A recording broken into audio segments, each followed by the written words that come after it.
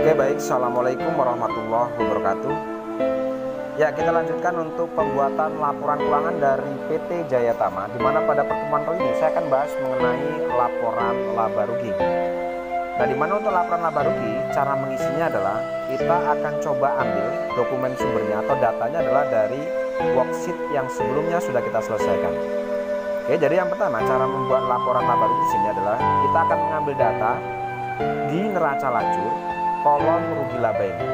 Jadi data-data yang kita gunakan untuk membuat laporan laba rugi adalah data-data yang ada di worksheet, yaitu kolom laba rugi, yaitu mulai dari kode 4 sampai kode 9. Berarti data inilah yang akan kita gunakan untuk membuat laporan laba rugi.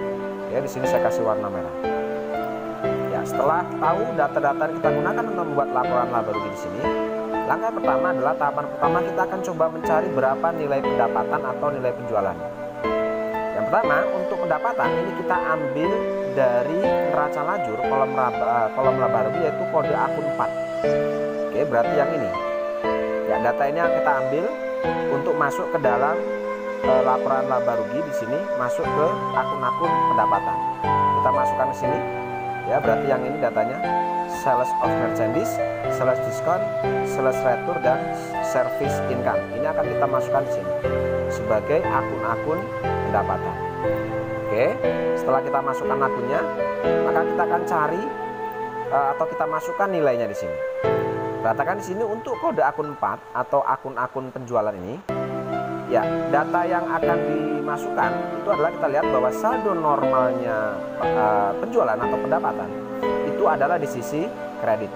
Nah, jika ada akun kode 4 dia masuk di sisi debit, berarti dia akan mengurangi nilai pendapatan. Sehingga di sini untuk sales discount dan sales return nanti kita memasukkan ke dalam laporan laba rugi, kita akan masukkan dengan menggunakan tanda min atau dalam kurung. Kita masukkan ke sini. Ya, perhatikan di sini untuk sales discount dan sales return, di sini saya kasih tanda kurung atau artinya dia min atau mengurangi nilai pendapatan. Karena saldo dari sales discount dan sales return itu ada di sisi debit atau ini masuk dalam kategori saldo kontra karena tidak sesuai dengan saldo normalnya pendapatan, yaitu di sisi kredit. Oke, setelah kita masukkan nilai dan nama akun pendapatan, kita jumlahkan. Jadi di sini kita jumlahkan 8.140.125.000 dikurangi dengan 50 juta sekian, dikurangi dengan 38 juta sekian, ditambah dengan 12 juta sekian, sehingga didapat di sini nilai 8.063.723.125. Ini adalah total sales. Oke, lalu selanjutnya setelah kita sudah masukkan nilai nominal semua akun pendapatan, sekarang kita akan cari untuk harga pokoknya. Nah, untuk harga pokok sendiri atau harga pokok penjualan di neraca lajur ini kita ambil tetap masih data di laporan laba rugi. Di sini di kolom laba rugi atau rugi laba di sini kita ambil nominal yang ada di kode 5. Berarti yang ini. Ya, ini. Di kode 5 di situ ada cost of goods sold dan ada purchase discount. Nah, ini sebagai akun-akun harga pokok. Kita akan masukkan ke sini. Ya, yang masuk dalam akun-akun cost of sale itu adalah cost of goods sold dan purchase discount. Lalu kita masukkan nominalnya di sini. Nah, untuk nominalnya saldo normal cost of goods sold itu adalah di sisi debit. Nah, purchase discount ini ada di sisi kredit. Berarti ini masuk dalam kategori saldo kontra, sehingga purchase discount nanti akan mengurangi nilai cost of goods sold. Sehingga dalam memasukkan ke laporan laba rugi ini kita gunakan tanda min atau dalam kurung untuk purchase discount. Artinya dalam kurung adalah mengurangi nilai harga pokok. Oke, lalu kita jumlahkan. Di sini didapat 6 miliar sekian dikurangi 34 juta sekian, didapat nilai 5.989.486.450. Ini yang disebut dengan total cost of sale atau total cost of goods sold. Oke, setelah kita dapatkan total harga pokok atau cost of sale, maka kita akan coba akumulasi total sales ini dikurangi dengan cost of sale atau cost of goods sold. Didapat nilai sebesar 2.236.675. Ini yang disebut dengan laba kotor atau gross profit. Nah, seperti itu. Oke, untuk mencari berapa nilai laba bersih, kita akan coba masukkan nilai beban atau expense. Nah, untuk nilai beban atau akun-akun beban ini kita ambil dari kolom laba rugi itu kode 6. Ya, akun-akun dengan kode 6. berarti yang ini. Ya, berarti nilai-nilai ini yang akan kita ambil dari wages and salary sampai electricity, telephone and water expense. Ini kita masukkan di sini. Ya, kita masukkan di sini semua. Ya, di sini. Nah, kemudian jumlahnya kita masukkan di sini. Jumlah yang ini. Ya, jumlah ini kita masukkan semua sesuai dengan nama akun di sini. Kita masukkan sebelah kanannya. Ya, sehingga setelah seluruh saldo akun beban dimasukkan, kita akan jumlahkan seluruh beban ini. Kita akan jumlahkan, letakkan di sebelah kanan. Didapatlah seluruh total beban 501.027.445 rupiah. Nah, seperti itu. Nah, untuk mencari berapa nilai laba bersih sementara, maka gross profit ini atau laba kotor dikurangi dengan nilai beban total atau total beban, didapatlah nilai sebesar 1.573.209.230. Inilah yang disebut dengan operating profit atau laba bersih setelah dikurangi dengan beban operasional. Seperti itu. Oke, lalu setelah itu untuk mencari berapa nilai laba bersih sebelum PPh, maka kita akan masukkan untuk other revenues atau pendapatan di luar usaha dan beban di luar usaha. Oke, sekarang kita masukkan dulu untuk beban di luar usaha, pendapatan di luar usaha. Nah, untuk other revenues atau pendapatan di luar usaha, dari neraca lajur ini kita ambil yang kode 8, berarti yang ini. Kita masukkan kode 8. Di sini ada interest revenue dan other revenue. Kita masukkan ke laba rugi di sini. Ya, interest revenue dan other revenue. Lalu kita masukkan nilainya, di sini nilainya adalah 14.766.700 dan 1.327.000. Kita masukkan di sini. Ya, kita masukkan di sini. Oke, lalu setelah itu ini jangan kita jumlah dulu, kita langsung masukkan untuk yang other expense ini. Langsung masukkan other expense di sini. Oke, untuk other expense ini kita ambil dari kode 9, berarti yang ini. Ya, kode 9. Di sini ada bank chart, ada interest expense, ada other expense. Kita masukkan ke sini. Ya, kita masukkan ke sini. Lalu kita masukkan nominalnya di sini. Ada 2 yang di sini. Untuk other expense kosong, tidak ada saldonya. Kita masukkan ke sini. Oke. Di sini saya kasih dalam kurung, artinya karena beban di luar usaha akan mengurangi atau akan mengurangi nilai pendapatan di luar usaha. Oke, sehingga ini ditambah ya untuk seluruh revenues 14 juta sekian ditambah 1 juta sekian dikurangi dengan 668.200 dikurangi dengan 59.400 sehingga di sini dapat nilai sebesar 43.974.500. Di sini hasilnya min karena jumlah nilai beban di luar usaha lebih besar dari nilai pendapatannya. Oke, setelah itu baru kita akan kurangi laba bersih sementara dikurangi dengan nilai selisih antara pendapatan di luar usaha dan beban di luar usaha, maka didapatlah nilai sebesar 1.529.234.730. Ini yang disebut dengan laba bersih sebelum pajak. Ya, laba bersih sebelum pajak. Nah, untuk mendapatkan berapa nilai laba bersih setelah pajak, baru kita masukkan untuk akun income tax expense di sini.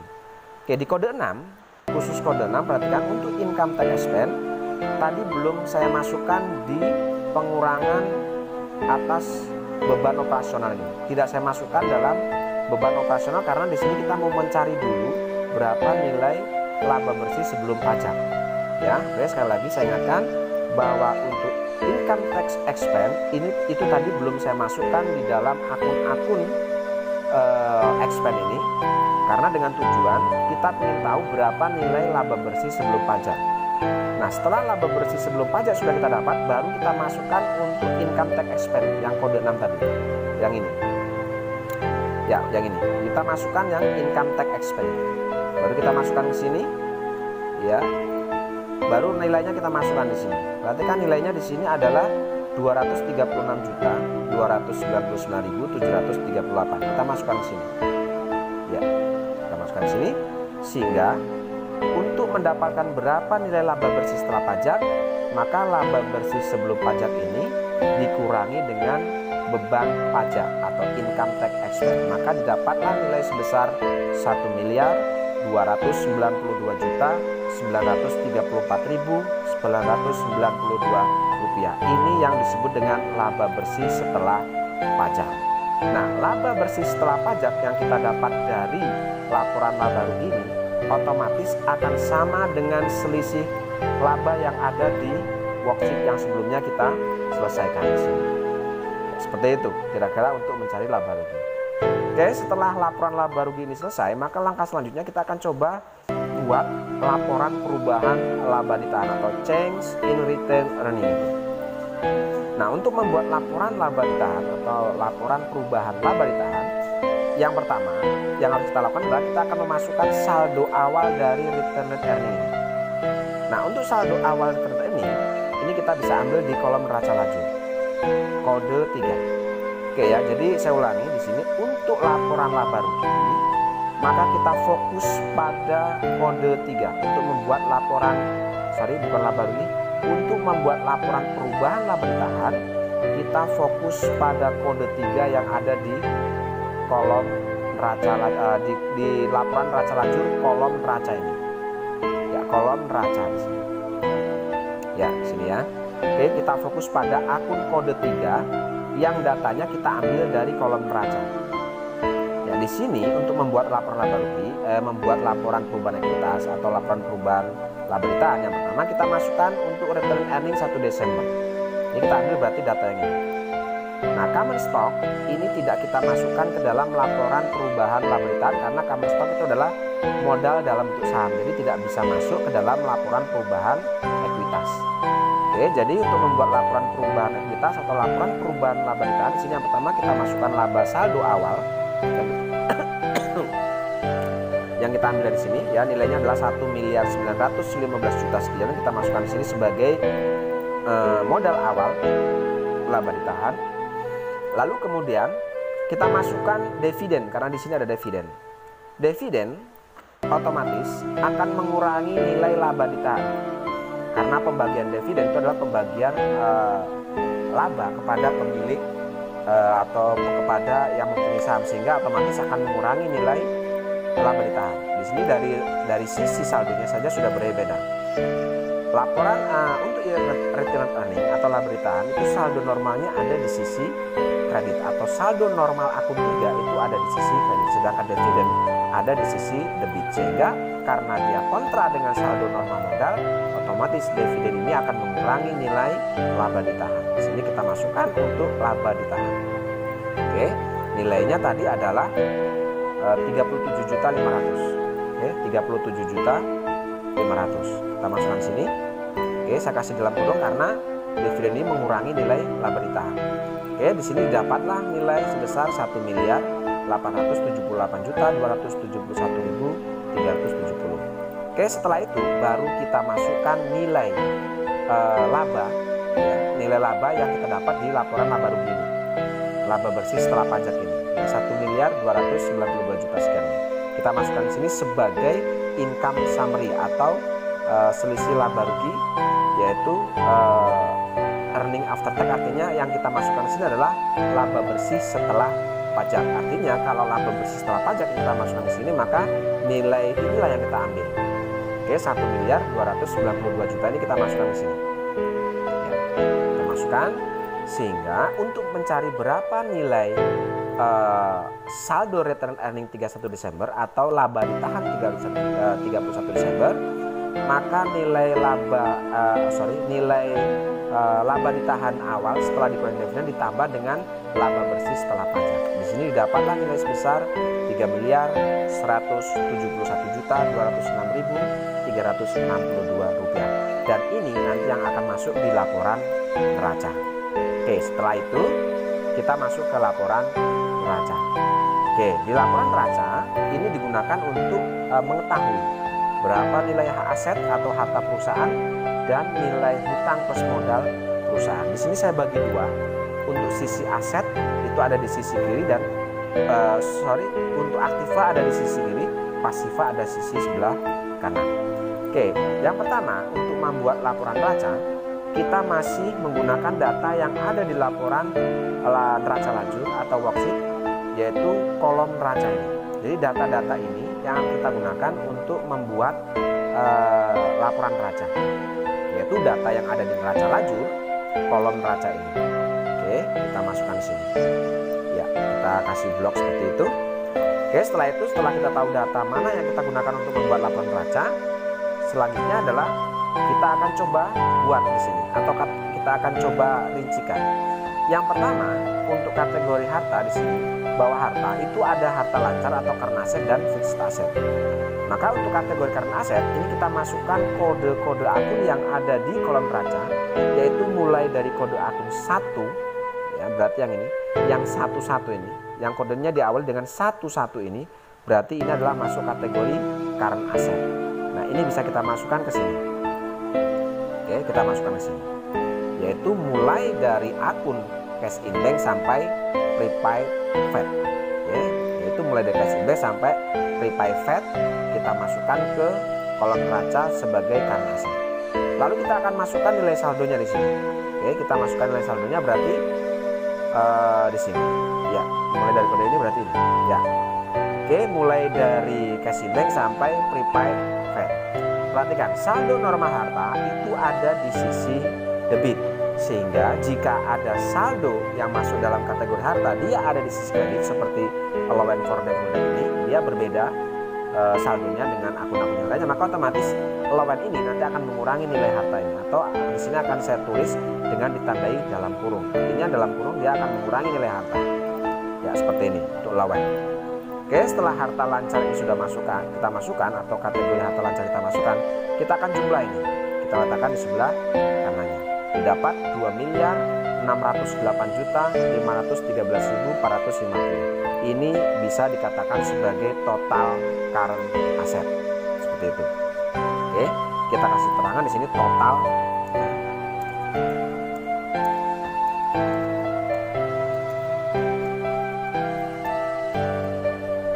Ya, total current asset. Ya, seperti ini. Lalu setelah kita sudah dapatkan berapa nilai total current asset di sini, langkah selanjutnya kita akan coba cari berapa nilai fixed asset. Nah, fixed asset ini kita lanjutkan. Kita ambil dari kode akun 1. Kalau tadi untuk current asset atau harta lancar kita ambil dari kode 11, maka untuk fixed asset kita ambil yang 12, yang akun-akun yang awalnya 1212 ini. Ya, berarti ini. Nah, inilah akun-akun yang akan kita masukkan sebagai kategori akun-akun fixed asset, mulai dari land sampai akun depreciation vehicle. Kita masukkan di sini. Mulai dari land sampai akun depreciation vehicle. Oke, kita masukkan di sini. Lalu setelah itu kita ambil nilai saldonya. Berarti yang ini. Mulai dari 500 juta ini sampai dengan 114 juta sekian ini, atau 114 juta ini. Perhatikan. Saldo norma harta itu masih dalam posisi debit. Jika ada akun harta, dia saldonya ada di sisi kredit, seperti di sini adalah akun depreciation building, kemudian akun depreciation office equipment, dan akun depreciation vehicle. Ini sebagai akun kontra, maka di sini angkanya akan kita masukkan dengan menggunakan tanda min atau dalam kurung. Artinya dia mengurangi nilai aset tidak tetap atau fixed asset. Oke, lihat di sini untuk akun debt building min. Untuk akun debt office equipment juga di sini saya kasih tanda min atau dalam kurung. Akun debt vehicle dia min. Lalu setelah itu kita total, kita jumlahkan, kita letakkan di sebelah kanan. Ya, didapat nilai 1.859.600.000. Oke, ini saya kasih tanda garis biar untuk memperjelas jumlah. Lalu setelah kita dapatkan berapa nilai total current asset dan total fixed asset, maka untuk total current asset dan fixed asset ini kita jumlahkan, kita letakkan di bawah. Didapatlah nilai 4.468.113.450. Ini yang disebut dengan total aset atau total keseluruhan harta. Oke. Lalu kita masuk ke kolom sebelah kanan. Di sini untuk sebelah kanan kita akan coba masukkan untuk akun-akun hutang dan akun-akun modal. Yang pertama di sini untuk akun hutang itu terdiri dari dua kategori, yaitu ada kategori untuk current liabilities atau hutang jangka pendek dan hutang jangka panjang atau hutang lancar, hutang tak lancar. Oke, untuk hutang lancar atau kategori hutang di neraca lajur, khusus di kolom neraca, ini kita ambil kode-kode akun atau nama-nama akun yang kode awalnya adalah 2. Oke, awalnya 2. Kode awal 2 ini adalah kategori untuk akun-akun hutang. Nah, untuk hutang lancar itu atau current aset, kita ambil yang kode akun awalnya 212121 ini. Ya, ini berarti. Untuk yang kategori untuk yang akun awalnya 22 ini masuk dalam kategori long term atau apa ini? Nama akunnya adalah long term liability atau hutang jangka panjang. Oke, sekarang kita masukkan untuk kategori yang hutang lancar dulu berarti ya. Mulai dari akun payable sampai income tax payable. Kita masukkan ke kolom neraca yaitu bagian current liabilities. Ya, mulai dari akun payable sampai dengan income tax payable. Lalu nilainya kita ambil di sini. Berarti yang ini kolom neraca ya, jangan lupa bahwa sumber datanya adalah kolom neraca. Itu berarti nomornya adalah ini. Ya, ini sampai ini. 1 2 3 4 5. Oke. Kita masukkan ke sini. Ya, kita masukkan ke sini. Oke, setelah kita masukkan lalu kita akan jumlah berapa total hutang lancar ini atau current liability. Kita letakkan di sini. Didapat nilai total hutang lancar atau current liability itu adalah 636.907.088 rupiah. Itu untuk kategori harta hutang lancar atau current liabilities. Lalu kita akan masukkan untuk yang kategori long term liabilities. Di sini untuk long term liabilities di sini hanya ada akun, hanya ada satu akun yaitu Bank Loan. Oke, berarti kita masukkan di sini Bank Loan. Oke, kita masukkan. Oke, untuk Bank Loan karena di sini long term liabilities hanya ada satu kategori akun, maka nilainya bisa kita langsung masukkan di sebelah kanan sini. Yaitu nilainya 360 juta rupiah sesuai dengan yang ada di sini. Kode 2 berarti yang ini. Ya, ini 360 juta. Oke, setelah kita masukkan untuk nilai hutang jangka panjang, baru kita masukkan untuk yang kategori modal atau equity. Nah, untuk equity, perhatikan di sini untuk equity ini adalah akunnya berarti yang ini. Ya, yang ini berarti. Nah, perhatikan untuk equity, untuk yang masuk untuk yang return earning, dividend income summary ini tadi sudah masuk di laporan perubahan laba ditahan. Sehingga di sini untuk return earning yang kita ambil di sini bukan dari saldo yang ada di neraca lajur. Oke, sekali lagi saya ingatkan di sini untuk return earning yang digunakan untuk di neraca ini bukan saldo return earning yang ada di neraca lajur, tetapi yang kita ambil adalah return earning atau laba ditahan tanggal 31 Desember hasil dari laporan perubahan laba ditahan. Berarti yang ini. Oke, sekarang kita masukkan dulu. Yang pertama untuk equity di sini kita masukkan untuk yang common stock. Oke, kita masukkan common stock sini. Ya, sini kita masukkan untuk yang common stock. Kemudian yang kedua kita masukkan return earning. Return earning yang di sini yang dimaksud yang tadi saya bilang, ini kita ambil yang dari laporan perubahan laba ditahan yang sebelumnya barusan kita buat. Berarti yang ini yang kita ambil. Nah, untuk common stock kita ambil data yang di neraca lajur, berarti yang 300 juta ini kita masukkan di sini. Oke. Untuk return earning ini kita ambil dari yang laporan laba ditahan tanggal 31 Desember. Berarti kita ambil yang total ini. Return earning 31 Desember 3 miliar 171 juta sekian. Kita masukkan di sini. Sehingga didapatlah total di sini jumlah untuk equity-nya adalah sebesar 3 miliar 471.206.362 rupiah. Seperti itu untuk kira-kira untuk laporan apa ini modalnya. Oke, setelah kita dapatkan total current asset, kemudian total long term liabilities, total current liabilities, total long term liabilities dan total equity, maka ini kita akan jumlahkan ya. Total current liabilities ditambah dengan total long term liabilities ditambah dengan equity, sehingga didapat nih total untuk liability atau hutang dan modal didapat nilai sebesar 4.413.450 rupiah. Ini sudah sama dengan total aset. Sehingga untuk laporan neraca jika hasil antara total aset sama dengan total liability dan equity, artinya neraca atau laporan neraca yang kamu buat ini sudah benar. Oke, saya rasa untuk pertemuan kali ini cukup sampai di sini. Kita lanjutkan untuk pertemuan selanjutnya mengenai laporan arus kas. Terima kasih. Assalamualaikum warahmatullahi wabarakatuh.